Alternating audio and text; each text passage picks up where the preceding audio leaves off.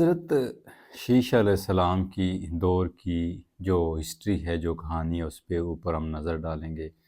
جیسا کہ پچھلی کچھ ویڈیوز میں ہم نے حضرت آدم علیہ السلام کے مجسمے کو تیار کرنے سے لے کر اس میں روح پھونکا گیا، اس میں کیا کچھ پریشانیاں، کیا کچھ مصیبتیں، کیا کچھ مسئلے پیش آئے، کن مخلوقات کی رضامندگی تھی کہ حضرت آدم علیہ السلام کا مجسمہ بنے یا آدم کو پیدا کیا جائے، اور کس کی مخالفت تھی، اور اس میں کون کون سے کیڑے مکوڑے جو تھے، جانور جو تھے، پرندے جو تھے وہ پیدا کیے گئے، کیا کیا کردار ان کے ہوئے، فرشتوں کے کیا کردار تھے، اماں حوا کو کب، کس طرح سے اور کیوں پیدا کیا گیا، پھر ان سے کون سی ایسی خطا سرزد ہوئی کہ جس کی وجہ سے اماں حوا علیہ السلام اور حضرت آدم علیہ السلام دونوں کو جنت الفردوس سے نکال کر زمین پہ چھوڑ دیا گیا۔ پھر ان کے ہاں اولاد ہوئی، پھر اولاد قابیل نے ابیل کا قتل کیوں کیا، اس کا سبب، یہ پوری جو ایک سٹوری ہے وہ میں نے پچھلے 3 ویڈیو میں آدم ہسٹری 1، ہسٹری 2 اور ہسٹری 3، آدم علیہ السلام کی 3 جو ہے بلاگ بنائے ہیں، 3 ویڈیوز بنائی ہیں۔ اگر آپ لوگ یہ جاننا چاہ رہے ہیں، سمجھنا چاہ رہے ہیں کہ حضرت آدم علیہ السلام کو کب کیسے بنایا گیا، پیدا کیا گیا، اور ان سے جو خطا سرزد ہوئی، اللہ رب العزت نے ان کو کس کی بدولت یا کس دعا کی وجہ سے معاف فرمایا، تو آپ وہ 3 ویڈیو کو جا کر دیکھیں تو آپ کو آسانی سے سمجھ آ جائے گا کہ ہسٹری آدم آخر ہے کیا۔ آج ہم بات کریں گے حضرت آدم علیہ السلام کے بعد دوسرے جو نبی جن کے اوپر نبوت نازل ہوئی ہے، جن کو اللہ رب العزت نے نبی چنا ہے، وہ کون تھے اور ان کی زندگی کیسی تھی، اور انسانوں میں جو مخلوق انسان ہے اس میں کیا چینجنگ آئی ہے۔ حضرت جو دوسرے نبی تھے، حضرت شیس علیہ السلام، جو آدم علیہ السلام کے بیٹے تھے، کیونکہ جب قابیل نے آبیل کو قتل کر دیا تو حضرت آدم علیہ السلام انتہائی غم، انتہائی دکھ میں چلے گئے تھے، بہت زیادہ انہوں نے غم و دکھ، بہت ہی زیادہ گریہ کیا، جیسے کہ حضرت یعقوب علیہ السلام نے اپنے بیٹے یوسف علیہ السلام کی جدائی میں زاروں قطار روئے، اتنے 100 سال روئے کہ ان کی آنکھوں کی روشنی تک چلی گئی تھی۔ تو اسی طرح حضرت آدم علیہ السلام بھی اپنے بیٹے آبیل کے غم میں، اس کی جو قتل ہوا ہے قابیل کے ہاتھوں سے، اس دکھ میں بہت روئے، اور قابیل جو تھا وہ ایک شیطان کے پیروکاروں میں سے گنا گیا، چنا گیا، اور اس کو اللہ کی لعنت ہو گئی کیونکہ اس نے اپنے ہی بھائی کا قتل کیا، اللہ کی حکم عدولی کی۔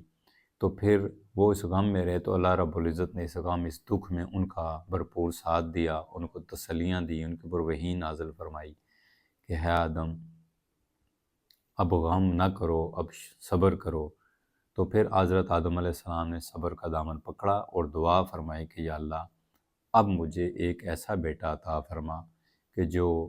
آبیل سے بھی زیادہ خوبصورت ہو اور آبیل سے بھی زیادہ پرہیزگار ہو، تیرے تقوی، تیرے پرہیزگار لوگوں میں شامل ہو۔ تو پھر اللہ رب العزت نے حضرت شیش علیہ السلام کو پیدا کیا۔ وہ جب جوان ہوئے، جب دور نبوت ان کے اوپر شفٹ ہوا، شیش علیہ السلام کے دور میں مرد اور عورت کی خاص پہچان نہیں ہو سکتی تھی، کیونکہ عرب کے جو اس وقت کے لباس تھے، ایک حباسہ پہنا جاتا تھا جو مرد اور عورت ایک ہی طرح پہنتے تھے لباس میں، اور اس کے بعد ایک ہی طرح کا وہ سر کے اوپر پٹکا سا باندھ لیتے تھے، مرد بھی اور عورتیں بھی،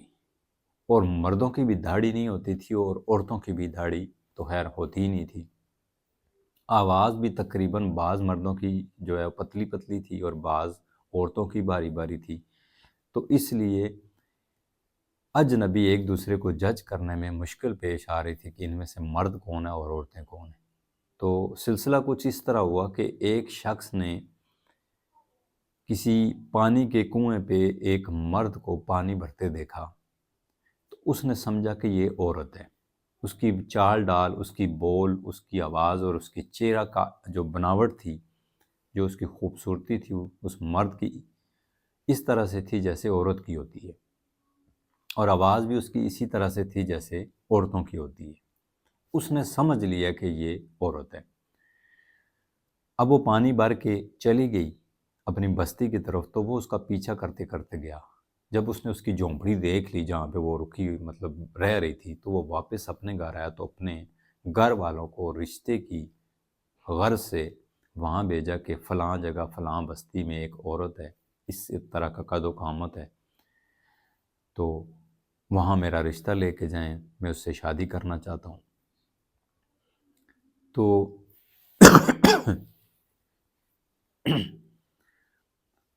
وہ اپنے اس بیٹے کا رشتہ لے کر اس بستی میں اس عورت کے ہاں چلے گئے۔ یہ جب اس کے ماں باپ سے ملے تو کہنے لگے کہ اس طرح ہمارا بیٹا آپ کی بیٹی کو پسند کرتا ہے، تو ہم چاہتے ہیں کہ وہ ہماری بہو بنے، ہم اس کے لیے رشتہ مانگنے کے لیے آئے ہیں۔ تو وہ اس کے ماں باپ ہنسنے لگے، کہنے لگے ہمارے گھر میں تو بیٹی کوئی نہیں ہے، آپ کس کا رشتہ مانگ رہے ہیں؟ انہوں نے کہا جی اس طرح کا قد و قامت ہے، اس طرح کا چہرہ ہے گورا سا، اس طرح کی آواز ہے۔ انہوں نے کہا وہ ہمارا بیٹا ہے، بیٹی نہیں ہے۔ اب وہ شرمندہ ہو کر واپس آ گئے کہ ہم ایک لڑکے کا رشتہ مانگنے چلے گئے۔ واپس آ کر انہوں نے اس شخص کو بتایا جس نے اس کو پسند کیا تھا، پانی کے کنویں پہ جس کو دیکھا تھا، اس کو بتایا کہ وہ تو ہے ہی مرد، تم میں اتنی عقل شعور اتنی سمجھ نہیں ہے کہ تم یہ جج کر سکتے کہ وہ عورت ہے یا مرد ہے۔ تم نے ہمیں شرمندہ کیا، اس بستی میں ہم گئے ہیں، اتنا سفر پیدل طے کیا ہے، وہاں جا کے پتہ چلا کہ وہ تو آگے ہے ہی مرد۔ تو اس کو بڑا دکھ ہوا۔ فرسٹ لو از فرسٹ ٹائم، جو آج کہتے ہیں نا ایک ہی نگاہ میں محبت ہو جانا، یہ وہاں سے سٹارٹ ہوا ہے کہ پہلی ہی نظر میں دیکھ لینا، نہ سوچنا، نہ سمجھنا، نہ جانچنا، نہ پرکھنا، کچھ بھی نہیں، اور محبت ہوگی۔ اس شخص کو اسی طرح اپنی سوچ کے مطابق اپنی جو اس نے اس کا چہرے کا اینگل دیکھا، آواز سنی، اس کا چال دیکھی، اس کا اٹھن بیٹھن دیکھا، جو بھی دیکھا اس وقت کے لحاظ سے اس سے محبت ہو گئی۔ جب اس نے یہ پتہ چلا کہ وہ تو مرد ہے، پھر اس کی دوستوں یاروں میں جو اس کی محفل، اس میں بھی بات خبر پھیل گئی کہ اس نے تو ایک مرد کو پسند کر کے اپنے لیے وہاں رشتہ بھیجا، ہنسی مذاق اس کے تانے مینے بن گئے۔ اس کو یہ باتیں اتنی بری لگی کہ اس نے خودکشی کر لی۔ جب خودکشی کر لی تو یہ بات، یہ پورا قصہ ماجرا حضرت شیش علیہ السلام کے پاس پہنچا کہ اس طرح ہوا ہے۔ جو حضرت شیش علیہ السلام نے پوری کہانی کی، جب جو اس کی انویسٹیگیشن کی کہ یہ مسئلہ کیا ہوا، تو ان کو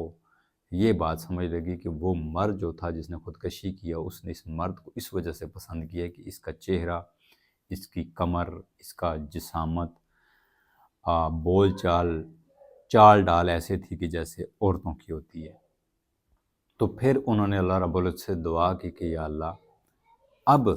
آئندہ آدم کی نسل میں جو بھی مرد اور عورتیں پیدا ہوں، ان میں واضح فرق نظر آئے کہ مرد کون ہے اور عورتیں کون ہیں۔ پھر جو ہے مردوں کی داڑھی نکلنا شروع ہوئی، مونچھیں نکلنا شروع ہوئی،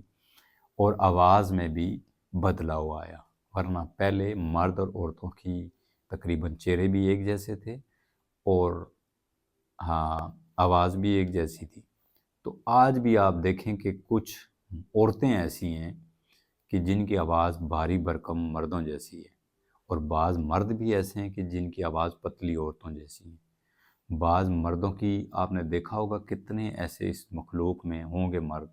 جن کی داڑھی پیدائشی نکلتی ہی نہیں ہے، پیدا ہی نہیں ہوئی ہے، نہ مونچھیں نہ داڑھی، بالکل عورت کے چہرے کی طرح کونے مونے ہیں۔ اور بعض عورتوں کی بھی داڑھی نکلتی ہے، باقاعدہ وہ اس کو صاف کرتی ہیں۔ اور بعض مردوں میں جو ہے چال ڈال میں، اٹھک بیٹھک میں، بول چال میں وہ لڑک پن ہوتا ہے جو ایک عورت میں پایا جاتا ہے،